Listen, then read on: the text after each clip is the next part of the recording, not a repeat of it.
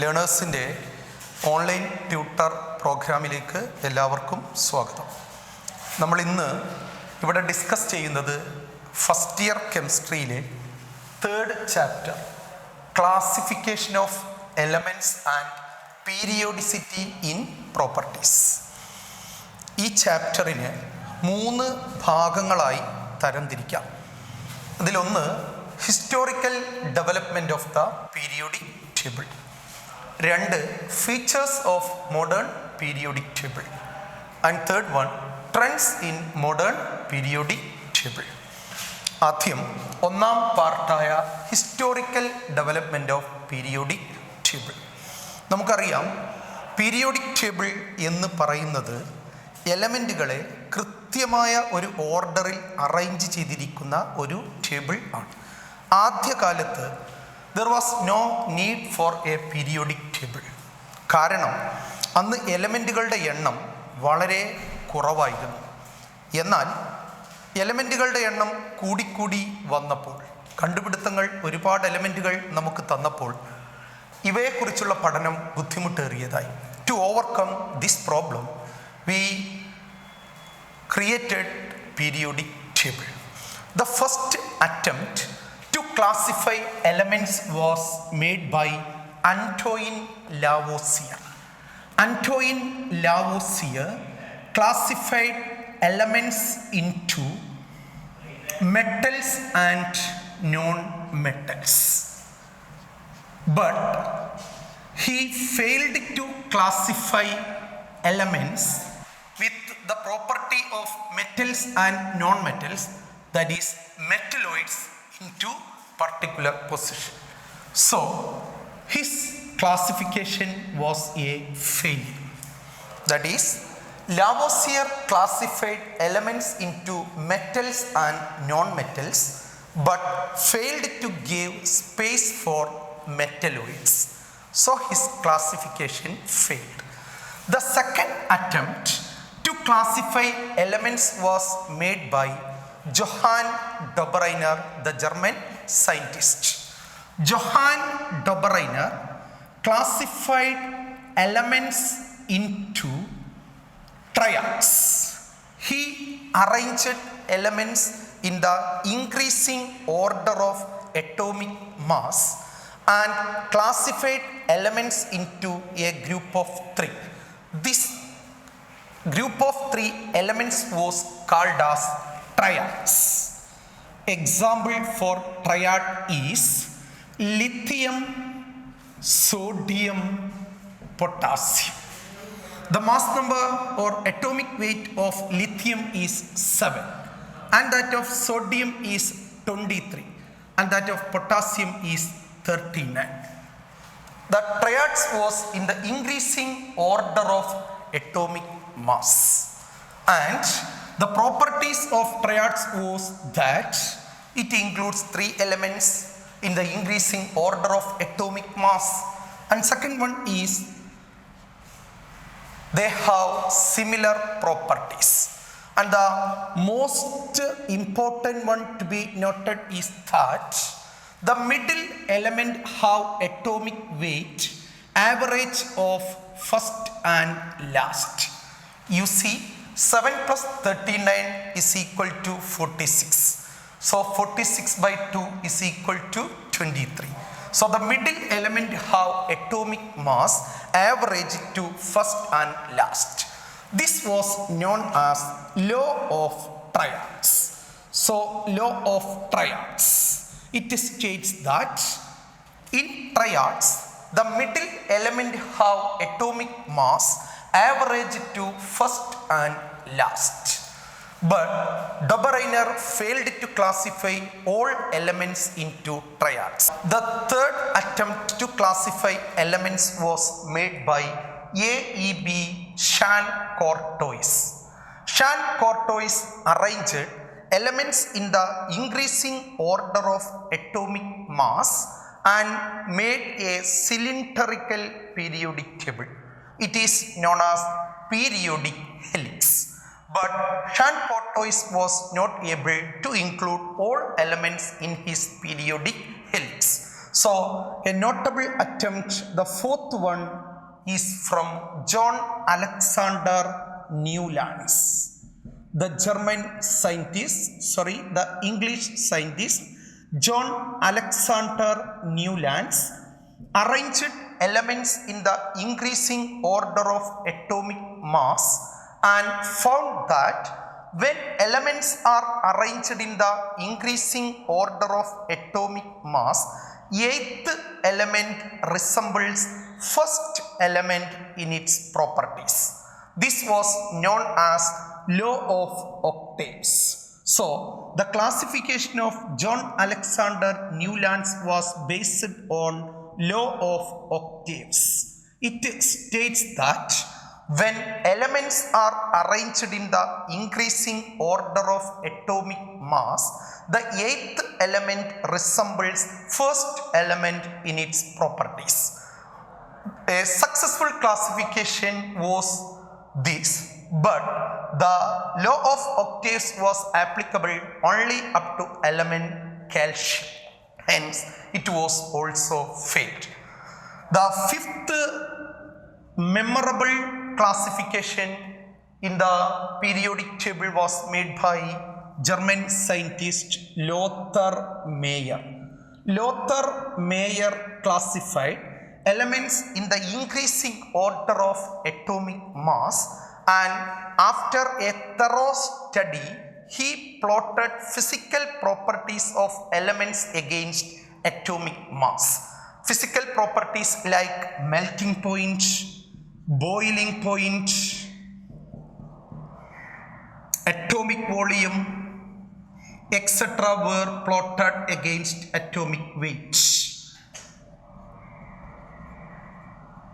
Hence, he made large number of groups in which melting point versus atomic mass, boiling point versus atomic mass, atomic volume versus atomic mass, etc. But his studies were not published in that time. We have to remember the sixth person, Dmitry Ivanovich Mendeleev. The Russian scientist Dmitry Ivanovich Mendeleev. He is known as father of periodic table. Dmitry Ivanovich Mendeleev is known as father of periodic table.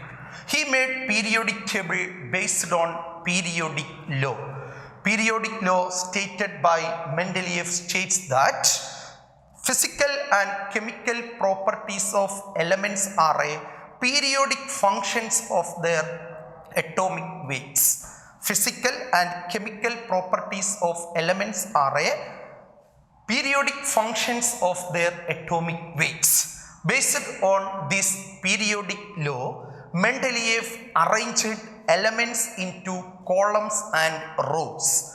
His periodic table consists of 7 periods, that is 7 horizontal rows and 8 vertical columns. So, periodic table by Mendeleev consists of 7 periods. Periods, as you know, are horizontal rows in the table, and it consists of 8 groups. Groups are vertical columns in the table. But by the arrival of inert gases, number of groups increased by 1. Hence, it became 9 in number. So, we can say that Mendeleev's periodic table consists of 9 groups and 7 periods. But remember, initially it was 8 groups and 7 periods. This was the feature of Mendeleev's periodic table. Mendeleev's periodic table had large number of merits. What are the major merits of Mendeleev's periodic table? Now, we can reach there with the merits of Mendeleev's periodic table. The first one was included all elements in the periodic table. This was the first merit of Mendeleev's periodic table. He included all elements in his periodic table. Second one, arranged elements in the increasing order of atomic weight. Second one was arranged elements in the increasing order of atomic weight. And third one is corrected wrong atomic masses of elements and placed them in proper positions. Corrected wrong atomic masses of elements and placed them in proper positions.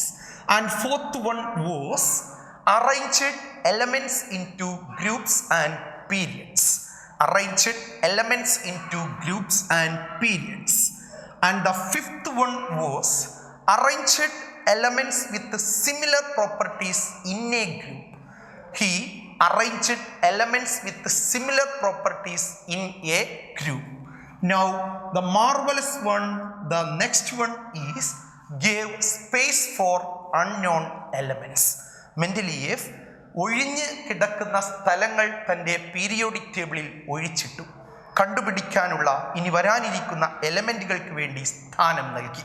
മെൻഡലിയേഫിൻ്റെ ദീർഘദർശനം വളരെ കൃത്യമാണെന്ന് പിൽക്കാലത്ത് ലോകമറിഞ്ഞു.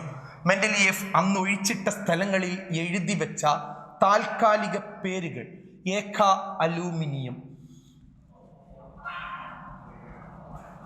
ഏക silicon, ഏക boron,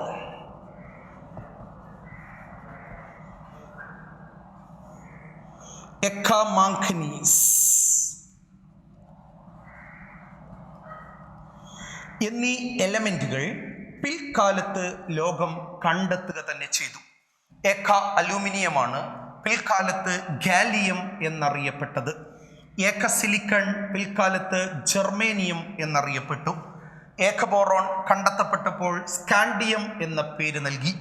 ഏക manganese ആണ് ലോകത്തെ ആദ്യത്തെ artificial എലമെൻ്റായി നമുക്ക് കിട്ടിയ ടെക്നീഷ്യം.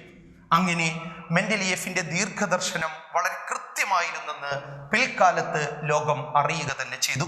അതിനൊക്കെ അപ്പുറത്ത് മെൻഡലിയേഫ് തൻ്റെ പീരിയോഡിക് ടേബിളിൽ ഒഴിഞ്ഞ സ്ഥലങ്ങളിൽ ഉള്ള എലമെൻറ്റുകളുടെ പ്രോപ്പർട്ടികൾ പ്രഡിക്റ്റ് ചെയ്തു.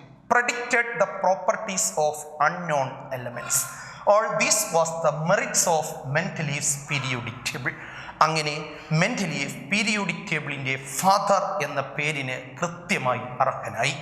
എന്നാൽ കാലം ശാസ്ത്രലോകത്തെ പിന്നീട് മറ്റൊരു ഘട്ടത്തിലേക്ക് കൊണ്ടുപോകുന്നത് നമ്മൾ കണ്ടു.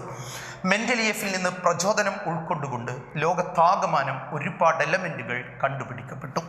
അങ്ങനെ പുതിയ എലമെൻറ്റുകൾ പുതുതായി കണ്ടുപിടിക്കപ്പെട്ടതോടെ മെൻഡലിയേഫിൻ്റെ പീരിയോഡിക് ടേബിളിനും ഡീമെറിറ്റുകൾ ഉണ്ടെന്ന് നമ്മൾ അറിഞ്ഞു. What are the demerits of Mendeleev's periodic table? എന്തായിരുന്നു മെൻഡലിയേഫിൻ്റെ പീരിയോഡിക് ടേബിളിൻ്റെ ഡീമെറിറ്റുകൾ? അതിൽ ഒന്ന്, മെൻഡലിയേഫിൻ്റെ periodic table increasing order of atomic മാസിൽ ആയിരുന്നെങ്കിലും മെൻഡലിയേഫ് ഇമ്പോർട്ടൻസ് നൽകിയത് അതിനും അപ്പുറത്ത് ഒരേ സ്വഭാവമുള്ള എലമെൻറ്റുകളെ ഒരേ ഗ്രൂപ്പിൽ വരുത്തുന്നതിനായിരുന്നു. ആയതുകൊണ്ട് തന്നെ മെൻഡലിയേഫ് ചില ഇടങ്ങളിലെങ്കിലും അറ്റോമിക് മാസിൻ്റെ ഇൻക്രീസിംഗ് ഓർഡർ ചെറിയ തോതിൽ മാറ്റിയിരുന്നു. അറിഞ്ഞുകൊണ്ട് തന്നെ വരുത്തിയ പിഴവായിരുന്നു അത്. പിൽക്കാലത്ത് ഡീമെറിറ്റായി അത് എടുത്തു പറയപ്പെട്ടു. The increasing order of atomic mass is not totally correct. The first demerit is that the increasing order of atomic mass is not totally correct. And second demerit is there is no space for isotopes.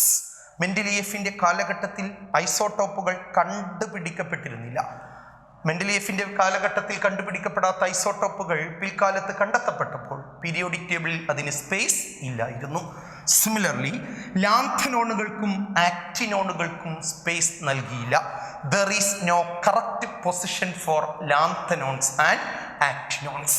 Also hydrogen എന്ന എലമെൻറ്റിന് ഒരു proper position നൽകാൻ അദ്ദേഹത്തിന് കഴിഞ്ഞില്ല. There is no exact position for hydrogen. These are the demerits of Mendeleev's periodic table. അങ്ങനെ ചരിത്രത്തിലെ ഏറ്റവും important ആയുള്ള ഡെവലപ്മെൻ്റായി ഇന്നും നമ്മൾ ഓർക്കേണ്ടത് ഡിമിട്രി ഇവാനോവിച്ച് മെൻഡലിയേഫിൻ്റെ ഈ ഒരു പഠനം തന്നെയായിരുന്നു. തുടർന്ന് ലോകത്താകമാനം കണ്ടെത്തപ്പെട്ട എലമെൻറ്റുകളെ കുറിച്ച് വലിയ തോതിൽ പഠനങ്ങൾ നടന്നു.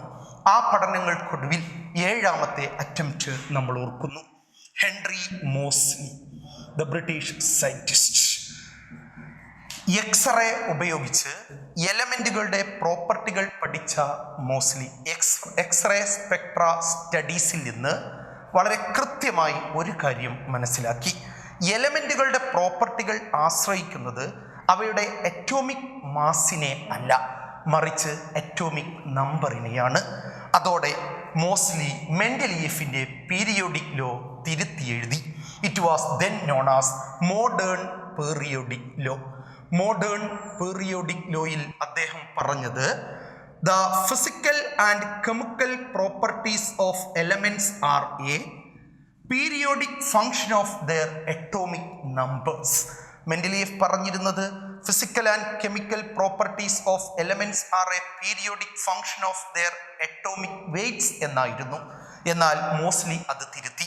Physical and chemical properties of elements are a periodic functions of their atomic numbers. അങ്ങനെ മോഡേൺ പീരിയോഡിക് ലോ ബേസ് ചെയ്ത് തുടർന്ന് മോഡേൺ പീരിയോഡിക് ടേബിൾ നമുക്ക് മുമ്പിൽ അവതരിപ്പിക്കപ്പെട്ടു. It is known as modern periodic table.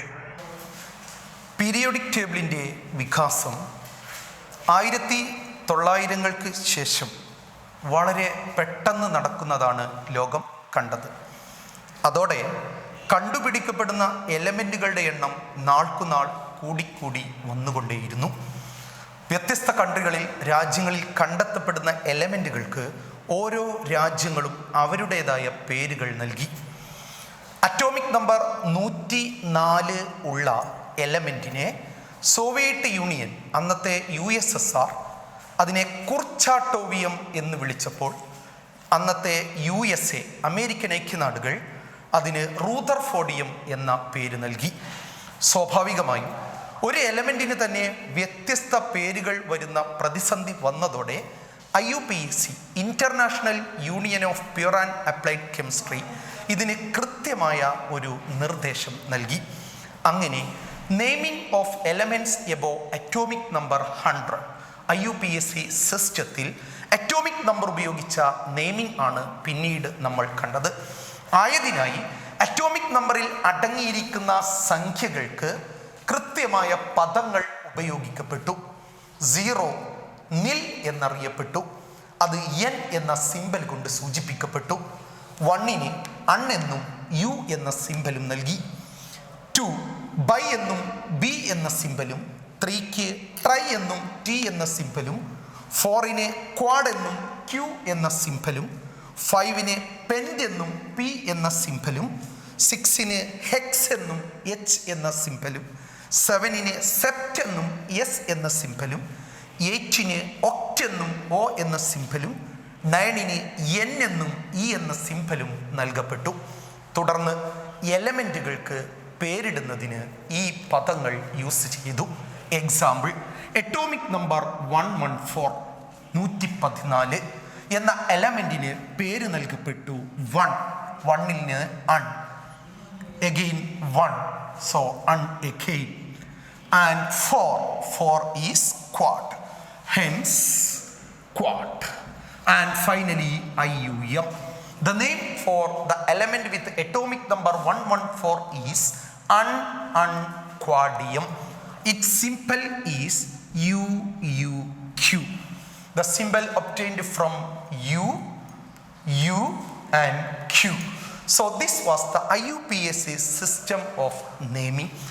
Later, IUPAC recommended another name considering the scientist, the country, and the suggestions by IUPAC into another name. Anyway, the problem was solved, that is, giving different names to one element was solved using these IUPAC notations. ആയതോടുകൂടി എലമെൻറ്റുകൾക്ക് കൃത്യമായ പേരിടുന്നതിലും ശാസ്ത്രലോകം വിജയിക്കുന്നത് നാം കണ്ടു. തുടർന്ന് periodic table ഒരു frame കൃത്യമായ ഇന്നത്തെ രൂപത്തിലേക്ക് മെല്ലെ മാറുന്നതും നമ്മൾ അറിഞ്ഞു. ഇതിനെ നാം മോഡേൺ പീരിയോഡിക് ടേബിൾ എന്ന് വിളിച്ചു.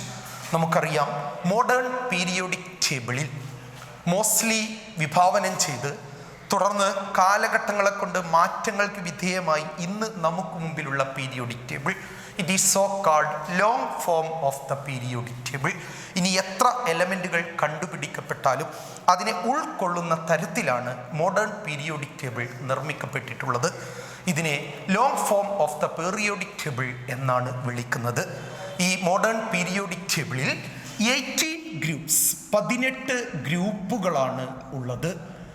Groups are vertical columns and 7 periods 7 പീരിയഡുകളാണ് മോഡേൺ പീരിയോഡിക് ടേബിളിൽ ഉള്ളത്. 18 ഗ്രൂപ്പുകളും 7 പീരിയഡുകളുമാണ് ഇന്ന് നമുക്ക് മോഡേൺ പീരിയോഡിക് ടേബിളിൽ കാണാൻ കഴിയുന്നത്. ഈ 18 ഗ്രൂപ്പുകളും 7 പീരിയഡുകളുമുള്ള പീരിയോഡിക് ടേബിളിനെ എഗെയിൻ ഫോർ ഫർദർ സ്റ്റഡീസ്, തുടർന്ന് വീണ്ടും ഫർദർ സ്റ്റഡീസിൽ നമ്മൾ തുടർന്നുള്ള പഠനത്തിൽ ഈ 4 ബ്ലോക്കുകളാക്കി കൂടി തരം തിരിച്ചിട്ടുണ്ട്. അങ്ങനെ പീരിയോഡിക് ടേബിളിനെ ഒരു വിഷനിൽ, ഒരു കാഴ്ചയിൽ നമുക്ക് കാണാൻ കഴിയുന്നത് 18 groups, 7 periods and 4 blocks are there in the modern periodic table. When we reaches there with the structure of this periodic table, periodic ടേബിളിൻ്റെ ഒരു ജനറൽ സ്ട്രക്ചർ നമ്മൾ പരിശോധിക്കുമ്പോൾ നമുക്ക് കാണാൻ കഴിയുന്ന ഒരു ഓവറോൾ വ്യൂ ആണ് ഞാനിവിടെ ബോർഡിൽ വരച്ചു വച്ചിട്ടുള്ളത്. ഈ 4 ബ്ലോക്കുകൾ, S block, P block, D block, F block, ഇതാണ് പീരിയോഡിക് ടേബിളിലുള്ള 4 ബ്ലോക്കുകൾ.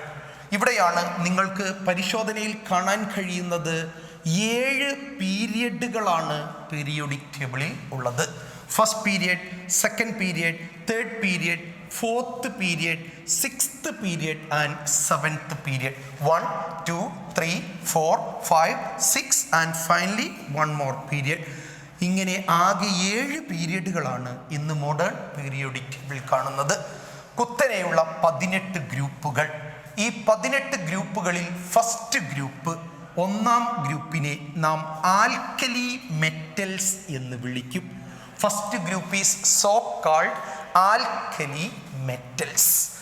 This group consist of lithium, sodium, potassium, rubidium, caesium, francium. And the second group is so called alkaline earth metals. Second group is so called alkaline earth metals. It consists of beryllium, magnesium, calcium, strontium, barium and radium. The groups, first group is this one and second group is this one. 3 to 12th group are generally known as transition elements. 3 to 12th group in the periodic table are commonly known as transition elements. When we reaches there with the transition elements, you can see so many properties are there for them. Transition elements, all of them are metals. All transition elements are metals. And second property is that they produces colorful compounds. Their compounds have particular color. For example, copper sulfate have blue color and potassium dichromate have orange color and so on. And the third property is that transition elements shows variable oxidation states. They shows variable oxidation states. They shows variable oxidation state is another property. And next one to be remembered is that they shows magnetic behavior. Most of them have magnetic properties. They are either paramagnetic or diamagnetic. That is, they shows magnetic properties. All these are the properties of transition elements. After 12th group, you can see 13th to 18th groups. They are important groups. The 13th group consists of boron, aluminum, gallium, indium, thallium. Hence it is known as boron family. 13th group is so-called boron family, and next group, 14th group, consisting of carbon, silicon, germanium, tin, lead. It is known as carbon family. 14th group is so-called carbon family, and 15th group consisting of nitrogen, phosphorus, arsenic, antimony, bismuth is known as nitrogen family. And 16th group with oxygen, sulfur, selenium, tellurium and polonium is known as oxygen family. And 17th group consisting of fluorine, chlorine, bromine, iodine, astatine is known as halogens. The term halogen means me producing salt. They are so called because all 17th group elements are salt producing in nature. And the 18th group, the last group, is consisting of helium, neon, argon, krypton, xenon, radon is so called inert gases. They are also known as zero group elements because their valency is zero. Hence, we can see 18 groups are there in the periodic table. And now, among these 18 groups, the 18th group is also known as zero group elements due to their valency, due to its valency is zero. And they are inert in nature. They are least reactive in the periodic table. Periodic table consists of 7 periods also. The first period is the smallest period of the periodic table, consisting of only 2 elements, hydrogen and helium. The smallest period of the periodic table is first period with only 2 elements, hydrogen and helium. The second and third periods consist of 8 elements each and are known as short periods of the periodic table. The fourth and fifth consist of 18 elements each and are known as long periods of the periodic table. And sixth and seventh group consists of these 18 elements plus lanthanons and actinons 14. So totally 18 plus 14 is equal to 32. Sixth and seventh periods are the biggest periods of the periodic table, consisting of 32 elements each. So that about periods. And modern periodic table consists of 4 blocks: S block, P block, D block and F block. S block consists of 2 groups, 1 and 2. Its general electronic configuration is NS1 to 2. For first group, the general electronic configuration is NS1, and for second group, the general electronic configuration is NS2. And D block consists of 10 groups with its third to 12. Its general electronic configuration is N-1 D 1 to 10 NS 1 to 2. This is the general electronic configuration of D block. N-1 D 1 to 10 NS 1 to 2. It consists of 10 groups from 3 to 12 of the periodic table. And P block consists of 6 groups from 13 to 80. That is boron family, carbon family, nitrogen family or nicogens, oxygen family or chalcogens, 17th group that is halogens, and finally inert gases or zero group elements. These are the 6 groups present there with the P block. The general electronic configuration of p block is ns2 np1 to 6. ns2 np1 to 6 is the general electronic configuration of p block. Finally, you can see there is another block in the underneath of the periodic table known as F block. F block consists of lanthanons and actinons.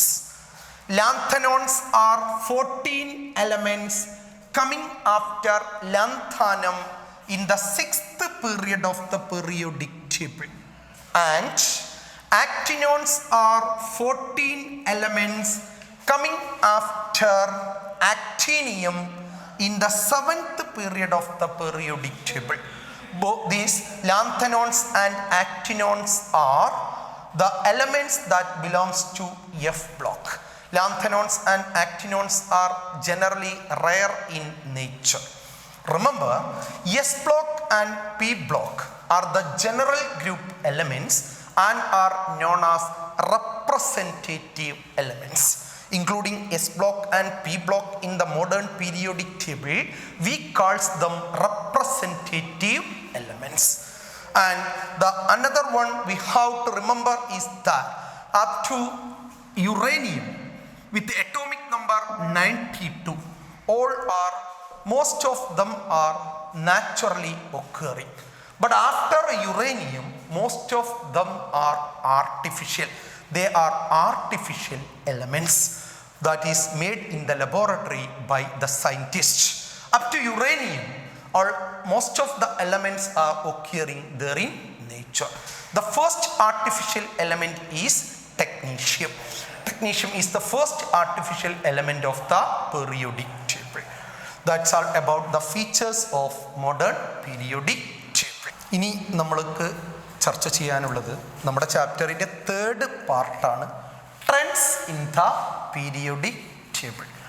Periodic ടേബിളിൽ നമുക്ക് കാണാൻ കഴിയുന്നത് ഒരേ പ്രോപ്പർട്ടിയുള്ള എലമെൻറ്റുകൾ ഒരേ ഗ്രൂപ്പിൽ arrange ചെയ്തിരിക്കുന്നതായിട്ടാണ്. ആയതുകൊണ്ട് തന്നെ periodic ടേബിളിൻ്റെ പഠനം എലമെൻറ്റുകളുടെ പഠനത്തിൻ്റെ ആകെത്തുകയാണ്. ഇവിടെ നമുക്കൊരുപാട് ട്രെൻഡുകൾ, പ്രവണതകൾ പീരിയോഡിക് ടേബിളിൽ കാണാൻ കഴിയും. അതിലൊന്നാമത്തെ ട്രെൻഡ് ആണ് atomic size or atomic radium. Atomic size or atomic radium. Atomic size or atomic റേഡിയിൽ ഏതൊരു ഗ്രൂപ്പിലും പരിശോധിച്ചാൽ നമുക്കറിയാം the vertical one is called group. When we reaches there with a group, for example, first group, you can see lithium, sodium, potassium, rubidium, cesium and francium. When we reaches with their size, you can see it gradually increases down. That is, in a group, size of atoms increases.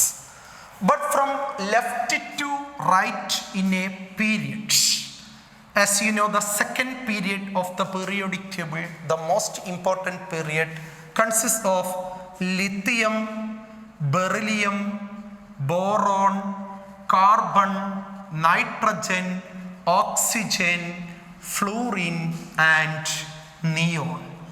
When we goes there, you can see the atomic size gradually decreases from left to right.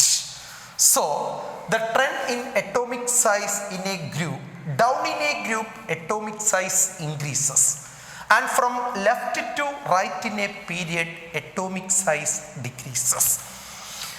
Why the size down in a group increases?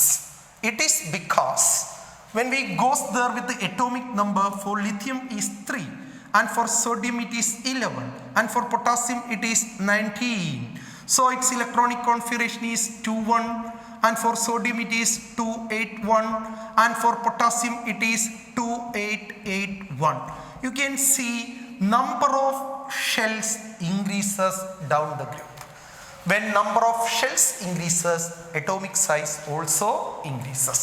But from left to right in a period, Why atomic size decreases? It is because atomic number of lithium is 3, beryllium 4, boron 5, carbon 6 and so on. When you analyzes its electronic configuration, it is 2-1, it is 2-2, it is 2-3, it is 2-4 and so on. There is no increase in the number of shells, but the nuclear charge of this one is +3 and that of this one is +4, +5, +6, etc. That is from left to right in a period, nuclear charge increases. So, electrons are strongly attracted towards the nucleus, decreasing size. So, from left to right in a period, atomic size decreases because as we move from left to right, nuclear charge increases. Hence, electrons are strongly attracted towards the nucleus, decreasing atomic size. And now to the second trend is ionic radius. Ionic radius is also have the same trend as that of atomic size. You know, ions are of two types, positive ion and negative ion. Positive ion is known as cation and negative ion is known as anion.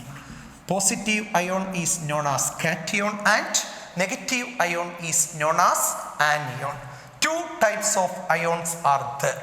A cation is formed when an atom loses electrons. Say for example, in the case of sodium with atomic number 11 with electronic configuration 281, when it loses one electron, it attains stability octet electronic configuration. Hence it became 2H. Thus the symbol becomes Na+. It is a best example for a cation. A cation is formed when an atom loses electron. And an anion is formed when an atom gains electron. Say for example, in the case of chlorine with atomic number 17, its electronic configuration is 287. So, it have a tendency to gain electron to attain stable electronic configuration or octet. Hence, its electronic configuration becomes 288. Then its symbol becomes Cl-. This is an example for anion. An anion is formed when an atom gains electron. So a cation is formed when an atom loses electron, and when an anion is formed when an atom gains electrons.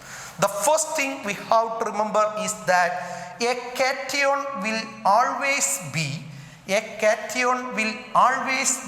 smaller than the parent atom, and anion will always be bigger than the parent atom. That is, Na+ is smaller than Na, Cl- is bigger than Cl. Why a cation is smaller than parent atom? Because a cation is formed by losing electrons. So net nuclear charge increases. Here nuclear charge is 11. Number of electron is also 11. But when it loses one electron, it becomes 10. So net nuclear charge increases. Hence, electrons are strongly attracted towards the nucleus, decreasing size. So cation is always smaller than parent atom. But anion is bigger than parent atom because anion is formed by gaining electrons. So net nuclear charge decreases because it gains one more electron. Hence, the attraction towards nucleus decreases. Also, by the arrival of one more electron in the shells, repulsion increases. Due to these two factors, that is decrease in the net nuclear charge and increase in the repulsion, electronic repulsion, anions becomes bigger than parent atom. One thing here we have to remember is the term isoelectronic species. What is isoelectronic species? You know, iso means same. Isoelectronic species means species with the same number of electrons. Say for example, in the case of neon with atomic number 10, you can see 10 electrons are there. For fluorine ion with atomic number 9, it already have 9 electron. By gaining 1 electron, it becomes 10. And in the case of sodium with atomic number 11, when it loses 1 electron, it becomes Na+. Thus, its number of electron becomes 10. So, in the 3 species, the anion fluoride ion, neon the neutral atom, Na plus sodium ion the cation, both of them have 10 electrons each. These species are so-called isoelectronic species. Among isoelectronic species, anion with the highest charge will be the biggest. Remember, among isoelectronic species, anion with the highest charge will be the biggest, and cation with the highest charge will be the smallest.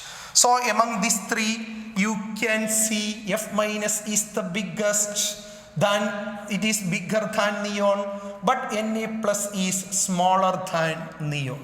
So must remember, എക്സാമുകൾക്ക് സ്ഥിരമായ ചോദ്യമാണ്, തന്നിരിക്കുന്ന കൂട്ടത്തിൽ ഐസോ electronic species കണ്ടെത്തുക, തന്നിരിക്കുന്ന കൂട്ടത്തിൽ bigger one smaller one ഏത് എന്ന് കണ്ടെത്തുക.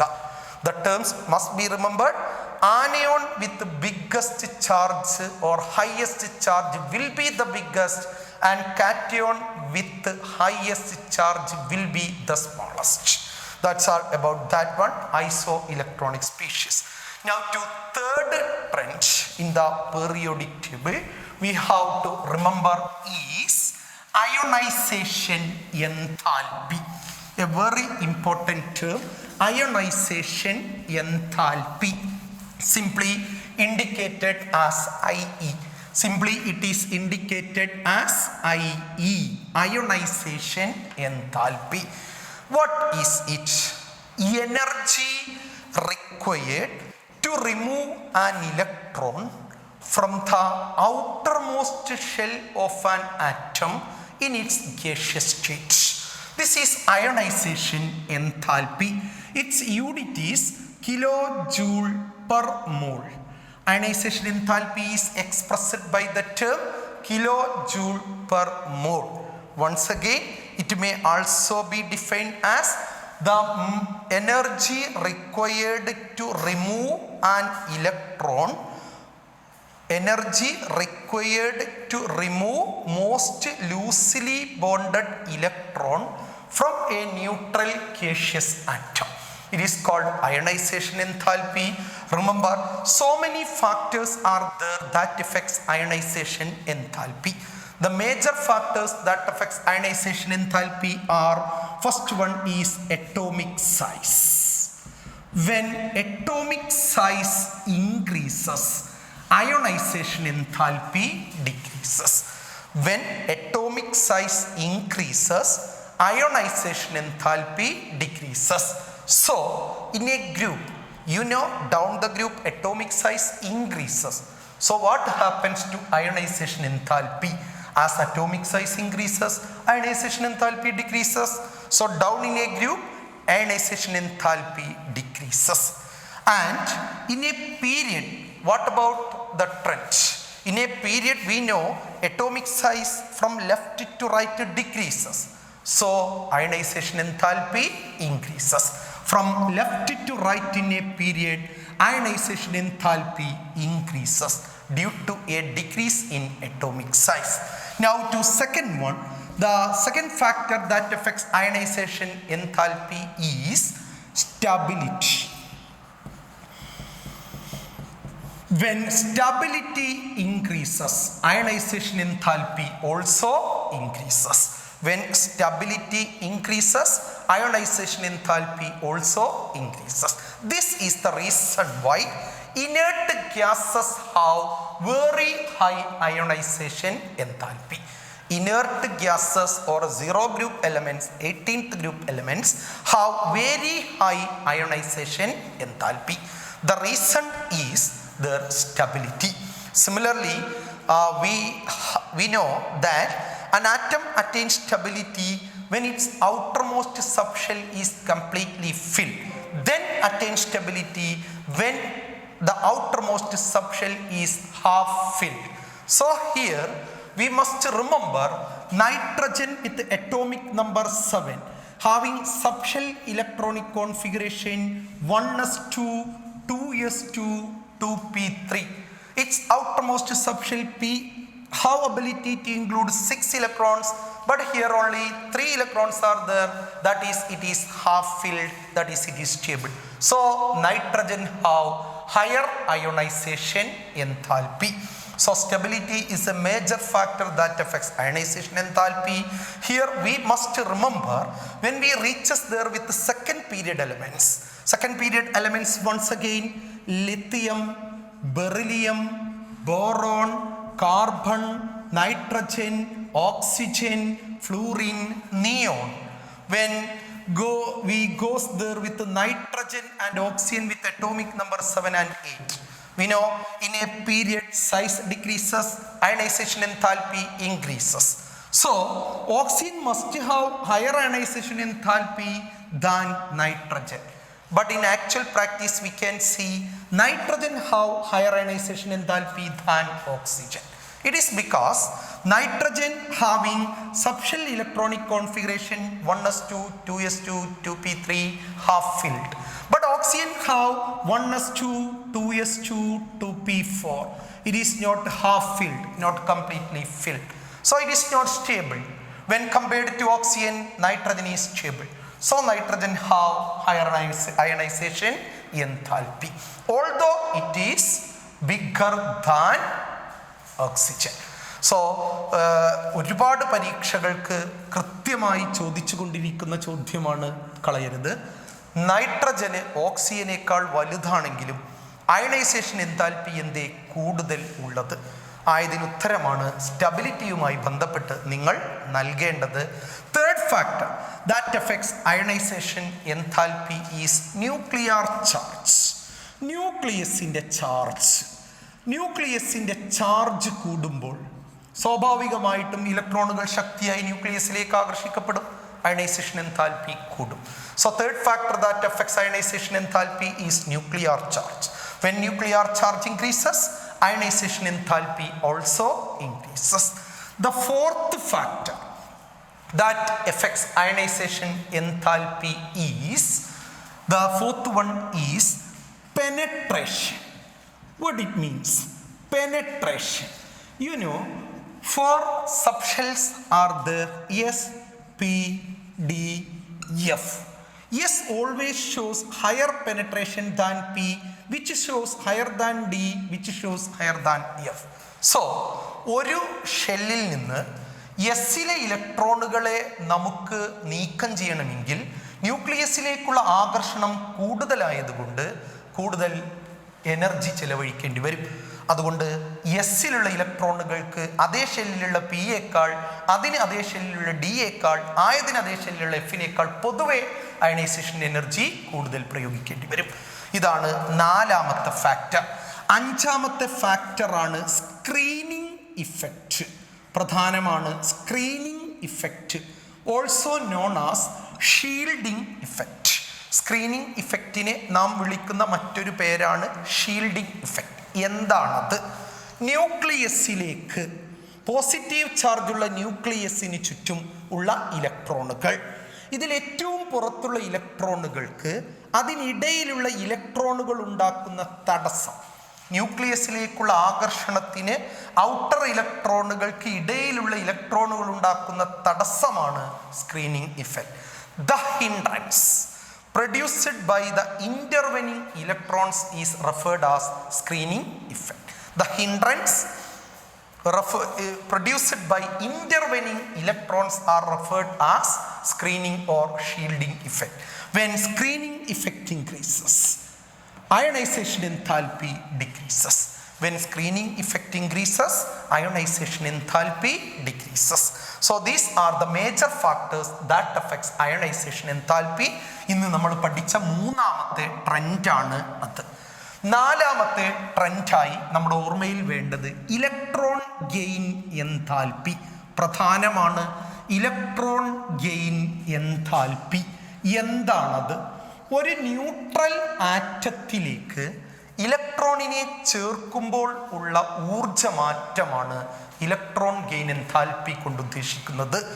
Energy change when an electron is added into a neutral gaseous atom is referred as electron gain enthalpy. Electron gain എൻതാൽപ്പിയെ സ്വാധീനിക്കുന്ന ഫാക്ടറുകളിൽ പ്രധാനപ്പെട്ടതാണ് ഒന്ന് സൈസ് കഴിഞ്ഞാൽ രണ്ടാമത്തെ ഫാക്ടറാണ് ന്യൂക്ലിയർ ചാർജ്, ന്യൂക്ലിയസിന്റെ charge. All these are the factors that affects electron gain enthalpy. Size കുറയുമ്പോൾ electron gain enthalpy become more negative. Size കുറയുമ്പോൾ electron gain enthalpy become more negative. When size decreases, electron gain enthalpy become more negative. So here you can see in the 17th group halogens, fluorine, chlorine, bromine, iodine, astatine. ഇതിൽ താഴേക്ക് നമുക്കറിയാം ആറ്റത്തിൻ്റെ size കൂടിയേ വരും. ഏറ്റവും ചെറിയ സൈസുള്ള ഫ്ലൂറിനാണ് ഏറ്റവും negative electron gain enthalpy ഉണ്ടാവേണ്ടത്. എന്നാൽ കാണപ്പെടുന്നത് ക്ലോറിനാണ്. ഇതൊരു എക്സെപ്ഷണൽ കേസാണ്. ഈ എക്സെപ്ഷൻ നമ്മൾ ഓർക്കേണ്ടതുണ്ട്. എന്തുകൊണ്ടാണ് ക്ലോറിന് ഫ്ലൂറിനേക്കാൾ more negative electron gain enthalpy ഉള്ളത്? ഇതിന് കാരണം ക്ലോറിൻ്റെ സൈസ് ഫ്ലൂറിനേക്കാൾ വലുതാണ്. ഫ്ലൂറിൻ വളരെ ചെറുതാണ്. ഈ അറ്റോമിക് നമ്പർ 9 ഉള്ള ഫ്ലൂറിൻ്റെ ഔട്ടർ മോസ്റ്റ് ഷെല്ലിൽ 7 ഇലക്ട്രോണുകൾ, ക്ലോറിൻ അറ്റോമിക് നമ്പർ 17 ഉള്ളത് കൊണ്ടും 287 7 ഇലക്ട്രോണുകൾ. ഈ 7 ഇലക്ട്രോണുകൾ തമ്മിലുള്ള റിപ്പൾഷൻ വളരെ കൂടുതലാണ് ഫ്ലൂറിന്. ആയതുകൊണ്ട് ഫ്ലൂറിന് ഒരു ഇലക്ട്രോണിനെ നമ്മൾ നൽകുമ്പോൾ റിപ്പൾഷൻ കൂടുതലായിരിക്കും. അതുകൊണ്ട് അത്ര ഈസി അല്ല ഫ്ലൂറിനിലേക്ക് ഇലക്ട്രോൺ ചേർക്കാൻ. എന്നാൽ ക്ലോറിനിൽ ആ ബുദ്ധിമുട്ട് ഇല്ല. ആയതുകൊണ്ട് തന്നെ ഇലക്ട്രോൺ ഗെയിൻ എൻതാൽപ്പിയിൽ more negative one is chlorine. The order is chlorine first, fluorine next, bromine then and iodine. So there is an important question from here: why chlorine have the highest negative electron gain enthalpy? നിങ്ങൾക്ക് മനസ്സിലായി എന്ന് കരുതട്ടെ. ഇനി അഞ്ചാമത്തെ ട്രെൻഡാണ് electro negativity.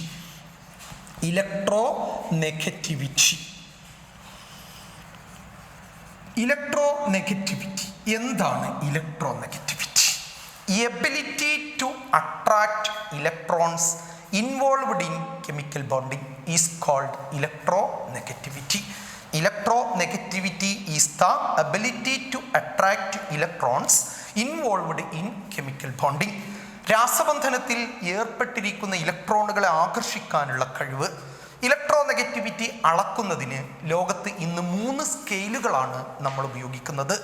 അതിലൊന്ന് electronegativity scale, Pauling scale, Linus Pauling നമുക്ക് തന്ന Pauling scale. രണ്ടാമത്തേത് Allred Rochow scale. 3 Millikan scale. 3 സ്കെയിലുകളിൽ ലോകവ്യാപകമായി ഉപയോഗിക്കപ്പെടുന്ന പോളിംഗ് സ്കെയിൽ പ്രകാരം ഏറ്റവും കൂടിയ ഇലക്ട്രോനെഗറ്റിവിറ്റി ഉള്ളത് ഫ്ലൂറിനും രണ്ടാം സ്ഥാനത്തുള്ളത് ഓക്സിജനുമാണ്. ഫ്ലൂറിൻ്റെ ഇലക്ട്രോനെഗറ്റിവിറ്റി 4 എന്നും ഓക്സിജന്റെ ഇലക്ട്രോനെഗറ്റിവിറ്റി 3.5 എന്നുമാണ് നമ്മൾ എടുക്കുന്നത്. ഏറ്റവും കൂടി ഇലക്ട്രോനെഗറ്റിവിറ്റി ഉള്ള 2 എലമെന്റുകളാണ് ഫ്ലൂറിനും പിന്നെ ഓക്സിജനും. തുടർന്ന് ആറാമത്തെ ട്രെൻഡായിട്ട് നമ്മുടെ ഓർമ്മയിൽ ഉണ്ടാവേണ്ടത് ഇലക്ട്രോ പോസിറ്റിവിറ്റിയാണ്. എന്താണ് ഇലക്ട്രോ പോസിറ്റിവിറ്റി? ഇലക്ട്രോ പോസിറ്റിവിറ്റി എന്ന് പറയുന്നത് ഇലക്ട്രോണുകൾ നഷ്ടപ്പെട്ട് പോസിറ്റീവ് ചാർജുള്ള അയോണുകളായി മാറാനുള്ള കഴിവാണ്. Ability to lose electrons and to become negative ion is called and to become positive ion is called electropositivity. Ability to lose electrons and to become positive ion is called electropositivity. പൊതുവെ മെറ്റലുകൾക്ക് electropositivity കൂടുതലും non മെറ്റലുകൾക്ക് electronegativity കൂടുതലുമായിരിക്കും. ഒന്നുകൂടി, മെറ്റലുകൾക്ക് electropositivity കൂടുതലും non മെറ്റലുകൾക്ക് electronegativity കൂടുതലുമായിരിക്കും. ഈ 6 ട്രെൻഡുകളാണ് പൊതുവെ നമുക്ക് പറയാനുള്ളത്. ഇലക്ട്രോ നെഗറ്റിവിറ്റിയുമായി ചേർത്ത് നോൺ മെറ്റാലിക് പ്രോപ്പർട്ടികളും ഇലക്ട്രോ പോസിറ്റിവിറ്റിയുമായി ചേർത്ത് മെറ്റാലിക് പ്രോപ്പർട്ടികളും നമുക്ക് വിശദീകരിക്കാം. ഒരു ഗ്രൂപ്പിൽ പൊതുവെ down in a group electronegativity decreases and from left to right in a period electronegativity increases. Similarly down in a group electropositivity increases and from left to right in a period electropositivity decreases. These are the general trends in the periodic table. ഈ ചാപ്റ്ററിൻ്റെ അവസാന ഭാഗത്തേക്ക് വരുമ്പോൾ നമ്മുടെ ഓർമ്മയിൽ ഉണ്ടാവേണ്ട ചില കാര്യങ്ങൾ കൂടി ഓർമ്മിപ്പിക്കുകയാണ്. അതിലൊന്നാണ് ഡയഗണൽ റിലേഷൻഷിപ്പ്. എന്താണ് ഈ ഡയഗണൽ റിലേഷൻഷിപ്പ് എന്ന് പറയുന്നത്? പീരിയോഡിക് ടേബിളിലെ ഫസ്റ്റ് ഗ്രൂപ്പ്, സെക്കൻഡ് ഗ്രൂപ്പ്, അങ്ങനെ നമ്മൾ ഗ്രൂപ്പുകൾ എടുക്കുമ്പോൾ ഫസ്റ്റ് ഗ്രൂപ്പിൽ lithium, sodium, potassium, rubidium, caesium, francium. Second ഗ്രൂപ്പിൽ beryllium, magnesium, calcium, strontium, barium, radium. Down in a group atomic size increases, from left to right atomic size decreases. Hence lithium and magnesium have almost same radius. That is, down in a group increases, from left to right decreases. So this have similarity in atomic radius. So have similar E by M ratio, charge to mass ratio. Due to this similarity in E by M ratio, they shows similarity in properties. This is called diagonal relationship. Diagonal relationship is due to similarity in the atomic radius or similarity in E by M ratio. This is referred as diagonal relationship. Similarly, we must remember second period elements are very important in the periodic table. Second period എലമെൻറ്റുകൾക്ക് ആ ഗ്രൂപ്പിലുള്ള മറ്റ് എലമെൻറ്റുകളിൽ നിന്ന് പ്രോപ്പർട്ടിയിൽ വളരെ കൂടുതൽ വ്യത്യാസം കാണിക്കുന്നതായി നമുക്ക് കാണാൻ കഴിയും. ആ വ്യത്യാസങ്ങൾക്ക് പ്രധാന കാരണം എന്താണ്? നോക്കൂ, ഞാനിവിടെ എഴുതിയിരിക്കുന്ന ലിത്തിയം, ബെറിലിയം, 13th ഗ്രൂപ്പിൽ നിന്ന് ബോറോൺ, പിന്നെ carbon, nitrogen, oxygen, fluorine, neon, ഇവരാണല്ലോ സെക്കൻഡ് പീരിയഡ് എലമെൻറ്റുകൾ എന്നറിയപ്പെടുന്നത്. ഇവർക്ക് മറ്റുള്ള എലമെൻറ്റുകളിൽ നിന്ന് പ്രോപ്പർട്ടികളിൽ കൃത്യമായ വ്യത്യാസമുണ്ട്. ഇതിനുള്ള കാരണങ്ങളാണ്: ഒന്ന്, സ്മോൾ സൈസ്. നമുക്കറിയാം, ഒരു ഗ്രൂപ്പിൽ താഴോട്ട് സൈസ് കൂടുന്നു. ഇപ്പം ഏതൊരു ഗ്രൂപ്പിലും ഏറ്റവും ചെറുത് ആദ്യ അംഗമായിരിക്കും. 2, ഹൈ ഇലക്ട്രോ നെഗറ്റിവിറ്റി. ഇവരുടെ ഇലക്ട്രോ നെഗറ്റിവിറ്റിയാണ് ഏതൊരു ഗ്രൂപ്പിലും ഏറ്റവും കൂടുതലുള്ളത്. കാരണം electro negativity down in a group decreases. ഏറ്റവും കൂടി ഇലക്ട്രോ നെഗറ്റിവിറ്റി ഉള്ളതും ഇവർക്കാണ്. അതുപോലെ മൂന്നാമത്തെ കാരണം, സെക്കൻഡ് പീരിയഡ് എലമെൻറ്റുകൾ ആ ഗ്രൂപ്പിലുള്ള മറ്റുള്ള എലമെൻറ്റുകളിൽ നിന്ന് വ്യത്യസ്തരാകുന്നതിനുള്ള പ്രധാനപ്പെട്ട മൂന്നാമത്തെ കാരണം ഹൈ അയോണൈസേഷൻ എൻതാൽപ്പിയാണ്. ഇവരുടെ നേരത്തെ നാം പറഞ്ഞ പോലെ അയോണൈസേഷൻ എൻതാൽപ്പി ഏറ്റവും കൂടിയ എലമെൻറ്റുകൾ ഇവരായിരിക്കും. Similarly, fourth one, absence of d subshell. ഇവർക്ക് ഡി സബ്ഷെല്ലുകൾ ഇല്ല. ആബ്സെൻസ് ഓഫ് ഡി സബ്ഷെൽ വളരെ പ്രധാനമാണ്. ഡി സബ്ഷെല്ലുകൾ ഇല്ലാത്തത് കൊണ്ട് ഇവയ്ക്ക് കെമിക്കൽ റിയാക്ഷനുകളിൽ ഏർപ്പെടുന്നതിന് പരിമിതിയുമുണ്ട്.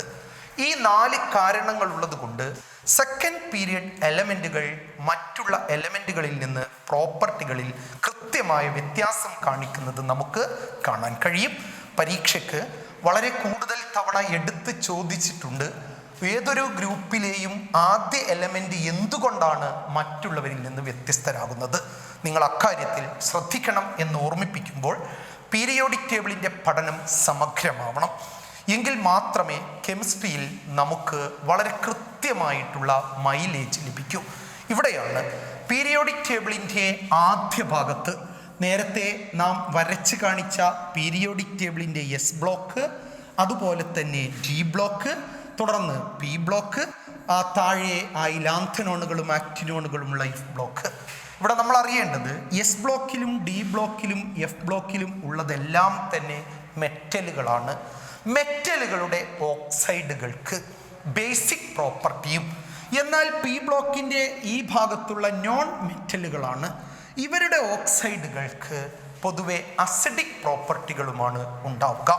പരീക്ഷയ്ക്ക് താഴെ പറയുന്നതിൽ ഏതിനാണ് ബേസിക്, ഏതിനാണ് അസിഡിക് എന്ന് ചോദിക്കുമ്പോൾ പൊതുവെ മെറ്റാലിക് ഓക്സൈഡുകളൊക്കെയും ബേസിക് ആയിരിക്കും, നോൺ മെറ്റാലിക് ഓക്സൈഡുകളൊക്കെയും അസിഡിക് ആയിരിക്കും. ആയതുപോലെ ചിലത് ആംഫോട്ടറിക് ആണ്. എക്സാമ്പിൾ Al2O3, അലൂമിനിയത്തിൻ്റെ ഓക്സൈഡ് Al2O3 ആംഫോട്ടറിക്കുമാണ്. പീരിയോഡിക് ടേബിളിൻ്റെ പഠനം നമ്മുടെ +1 കെമിസ്ട്രിയിലെയും +2 കെമിസ്ട്രിയിലെയും പഠനത്തിൻ്റെ തുടക്കവും ഒരുപക്ഷെ നമ്മുടെ കയ്യിലുണ്ടാവേണ്ട മികച്ച ആയുധവുമാണ്.